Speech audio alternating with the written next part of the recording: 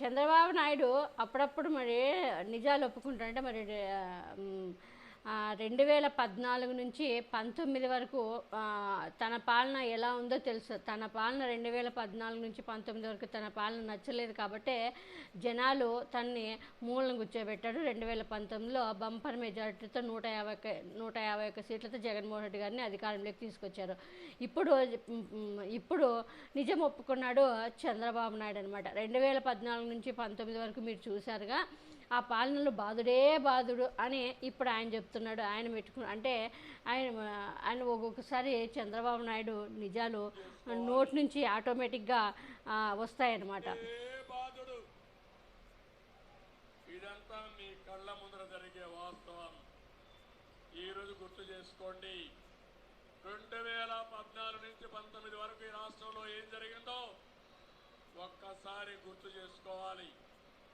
బాధుడే బాధుడు. అవును, ఆ బాధుడు చేశారు కాబట్టి జనాలు ఇంటికి పంపించారు.